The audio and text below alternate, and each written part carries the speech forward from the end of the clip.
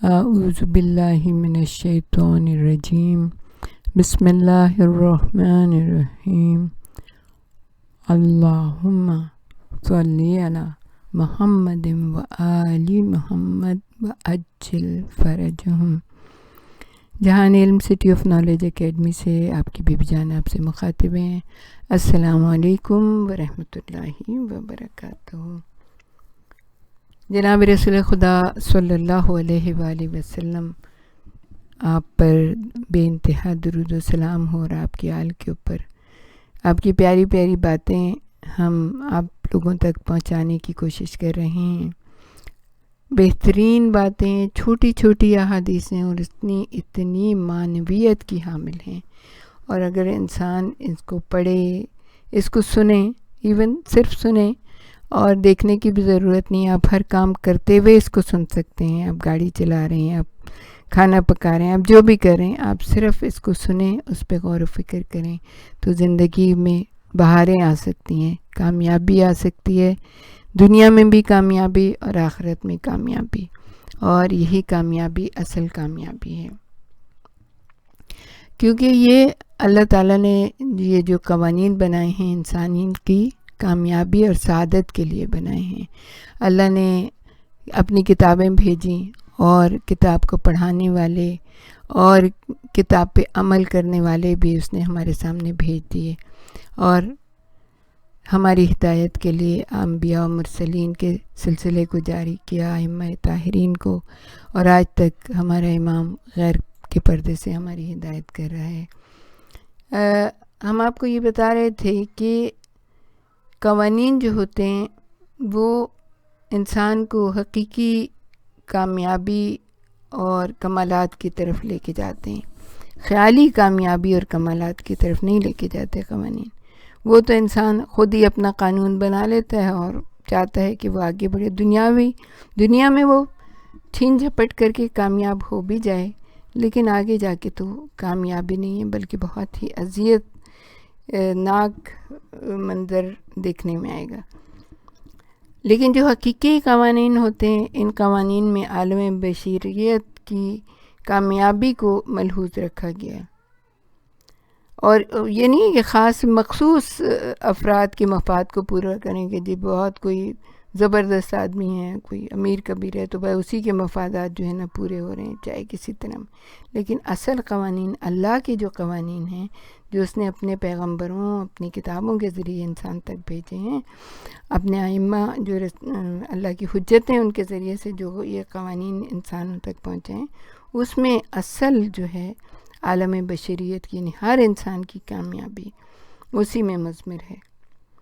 اور یہ قانون جو ہیں وہ معاشرے کو انسانی کمالات اور فضائل سے کے پایوں پہ استوار کرتے ہیں، یعنی کہ بیس ان کی مضبوط ہوتی ہے۔ اگر اللہ کے قوانین کے اوپر انسان اپنی زندگی جو ہے نا گزارے، اور معاشرہ اپنی زندگی گزارنے کی کوشش کرے جس معاشرے میں اللہ کے قوانین کے اوپر بیس ہوتی ہے، وہ معاشرے کامیاب ہوتے ہیں۔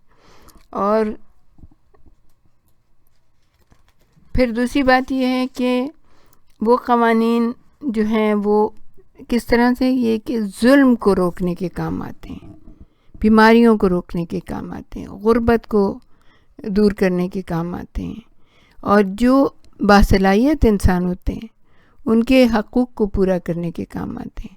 اور اللہ تعالیٰ نے صلاحیت ہر ایک کو دی ہے، لیکن معاشرے کے جو امیر طبقہ ہوتا ہے اور جو چھیننے جھپٹنے والا ہوتا ہے، جو بس میں کرتا ہے، اپنے ہی لیے سارے فائدے تلاش کرتا ہے، وہ اللہ کے قوانین کو توڑ کے غریبوں کو مزید غریبی میں اور مظلوم لوگوں کو مزید مظلومی میں دھکیل دیتا ہے۔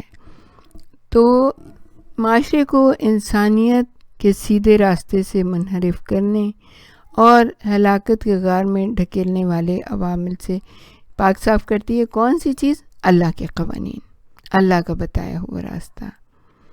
اور ان قوانین کا بنانے والا ٹکراؤ، مصلحت اور مفاسد کو بھی اچھی طرح سے جانتا ہے کہ یہ جو قانون اللہ نے بنائے وہ انسانیت کی بہتری کے لیے ہیں، جو رسول فرما گئے وہ سب انسانیت کی بہتری کے. جو ائمہ طاہرین کہتے ہیں وہ عالم انسانیت کی بہتری کے. وہ یہ نہیں ہے کہ وہ خالی ایک مسلمان کے لیے یا شیعہ کے لیے یا سنی کے لیے کوئی بات ہو رہی ہے، نہیں، عالم انسانیت. ہر انسان اللہ کا بندہ ہے. اللہ ہر انسان کے لیے بہتری چاہتا ہے جب تک کہ وہ خود اپنے آپ کو گرا نہ دے گڈھے میں. اللہ تعالیٰ وہ سب کا اللہ ہے، سب اس کے بندے. تو جتنے بھی قوانین اللہ نے بنائے، جو بھی کتابیں نازل کیں، جو بھی انبیاء نازل ہوئے، جو بھی اللہ تعالیٰ کی حجتیں ہیں، یہاں تک کہ جو ہمارے زمانے کے امام ہیں، وہ سب کے امام ہیں. وہ پورے جن و انس کائنات کے امام ہیں. یہ نہیں کہ صرف ہمارے امام ہیں کہ ہم ان پہ قبضہ کر کے بیٹھ جائیں کہ نہیں ہمارے نہیں. یہ تو دوسرے لوگوں نے چھوڑا تو ظاہر ہے وہ یہ کہتے ہیں ان کے امام ہیں، یہ ان کا راستہ دکھانے والے، ان کو راستہ نہیں. وہ پوری انسانیت کے لیے آئے ہیں. وہ اللہ کے بندوں کو ظلم اور زیادتی سے بچانے کے لیے آئے ہیں. وہ غربت، مفلسی اور جو ہے نا بیماریوں سے پناہ دینے کے لیے آئے لوگ. وہ اس طرح سے ہیں کہ جیسے سورج چمکتا ہے تو ہر ایک کو روشنی پہنچاتا ہے. یہ نہیں ہے کہ وہ کسی خالی مسلمان کے گھر میں چمکے اور کسی دوسرے کے گھر میں نہیں. ایسا نہیں ہے. اللہ کی جو قوانین ہیں وہ سب کے لیے ہیں. اور اگر ہمارا فریضہ کیا ہے کہ اگر اللہ تعالیٰ نے ہم تک یہ قوانین پہنچا دیے ہیں اور ہم اس کو تھوڑی بہت بھی سمجھ رکھتے ہیں اور ہم اپنے، تو ہمارا فریضہ کیا ہے کہ ہم دوسرے لوگوں تک پہنچائیں. جو بھی زبان آپ جانتے ہو، جیسے کہ ہم نے بتایا شروع میں جب ہم نے یہ ویڈیوز اپلوڈ کرنی شروع کی تو کہا کہ اگر آپ کوئی بھی زبان جانتے ہیں اور آپ کو یہ سمجھ میں آ رہا ہے تو آپ کا فریضہ یہ بنتا ہے کہ آپ اس کو دوسروں تک پہنچائیں اپنی زبان میں. کسی کو انگلش آتی ہے، کسی کو فرینچ آتی ہے، کسی کو کچھی آتی ہے، سہیلی آتی ہے، جو بھی آتا ہے. یہ اللہ اور رسول کی باتیں، اس کے قوانین، رسول خدا کی باتیں جو ہے نا لوگوں تک پہنچائیں. جس کے دل میں ذرا سا بھی کوئی نیکی ہوگی تو وہ ضرور بالضرور ان باتوں کو سمجھے گا اور اس راہ پہ آ جائے گا جس پہ اللہ تعالیٰ اس کو لانا چاہتا ہے. تو عزیزان گرامی، یہ آپ کا بہت بڑا فریضہ بنتا ہے کیونکہ اللہ نے آپ کو اس راستے کے اوپر گامزن کیا، بہترین راستے کے اوپر. تو رسول خدا کی احادیث آپ تک پہنچ رہی ہیں تو آپ کے اوپر یہ فریضہ ہو گیا کہ آپ جو ہے نا ان احادیث کو دوسروں تک پہنچائیں. اللہ کے رسول نے ارشاد فرمایا، مصائب اور مرض کا چھپانا اچھائی کے خزانے میں سے ہے. دیکھیں کتنی زبردست بات ہے یہ کہ جب انسان، مثال کے طور پہ اس کو کوئی مرض آ گیا، اگر وہ کسی دعا کے لیے کہتا ہے تو ٹھیک ہے، لیکن اگر ہر وقت وہ یہی کہتا رہے کہ اللہ نے مجھے یہ کر دیا، اللہ نے مجھے یہ مصیبت میں ڈال دیا، اس مصیبت میں ڈال دیا، تو انسان جو ہے نا، دوسرا انسان تنگ آ جاتا ہے.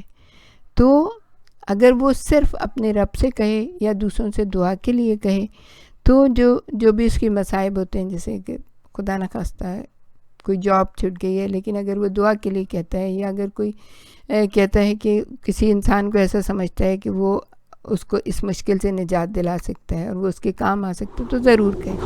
لیکن ہر ایک سے کہنا اپنے غربت کا یا اپنی مصیبت کا تذکرہ کرنا تو وہ لوگوں کو اس سے دور کر دیتا ہے. اس لیے کہا کہ اگر جو یہ ایسے چھپاتا ہے نا تو کیا ہوتا ہے کہ انسان جو ہے اچھائی کے خزانے میں، اچھائی میں اضافہ ہوتا ہے اس کا. وہ صرف اللہ سے مانگ رہا ہے تو اللہ، ان اللہ علی کل شیء قدیر، اللہ تعالیٰ ہر شے پہ قادر ہے. اس سے طلب کرے گا وہ بے انتہا دیتا ہے.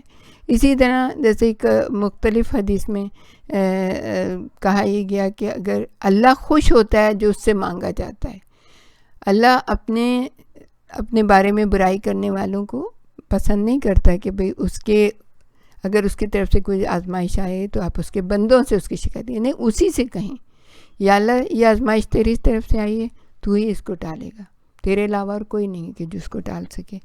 تو آپ نے جو بہت پیاری پیاری احادیث ہیں، آپ نے ارشاد فرمایا باپ کا ہم شکل ہونا انسان کی خوش نصیبی ہے. یعنی جو انسان باپ کی شکل لے کے اس دنیا میں آتا ہے وہ خوش نصیب ہوتا ہے، کیونکہ باپ بھی بہت خوش ہوتا ہے. اور اس کے بعد آپ نے ارشاد فرمایا نامحرم پر نگاہ بد ابلیس کا زہریلا تیر ہے. کیا بات ہے کہ ویسے تو نامحرم پر اگر ایک نظر ڈال لی تو کوئی اس کا وہ نہیں، چلتے چلتے کوئی بھی بندہ نظر ڈال سکتا ہے، اس کے کوئی بھی آپ کے اوپر جرم نہیں ہے، آپ نے بے خیالی میں نظر ڈال دی. لیکن اگر خاص طور سے کسی کو دیکھ کے اور دل میں کچھ یہ ہوا کہ کتنا خوبصورت ہے، یا اس کو حاصل کرنے کی تڑپ دل میں پیدا ہوئی، تو کہا کہ یہ ابلیس ہے جو انسان کے دل کے اوپر وار کر رہا ہے. پھر آپ نے ارشاد فرمایا حسن خلق انسان کی خوش نصیبی ہے. سبحان اللہ، خوش نصیب ہے وہ انسان جس کی زبان سے لوگ جو ہے نا اس کی محفل میں بیٹھنا پسند کرتے ہیں، اور اس کے حسن اخلاق سے انسانیت فائدہ اٹھاتی ہو. پھر آپ نے ارشاد فرمایا دنیا کے نیک لوگ آخرت کے نیک لوگ ہوں گے. یعنی کہ ظاہر بات ہے کہ جو دنیا میں نیکی صلاح اور تقوی کے ساتھ زندگی گزارے گا، آخرت میں بھی اس کو نیکی صلاح اور تقوی ہی ملے گا. پھر آپ نے بہت زبردست بات ہے یہ کہ امر بالمعروف اور نہی عن المنکر اور ذکر الہی کے ماں سوا ہر قسم کا کلام انسان کے لیے نقصان دہ ہے.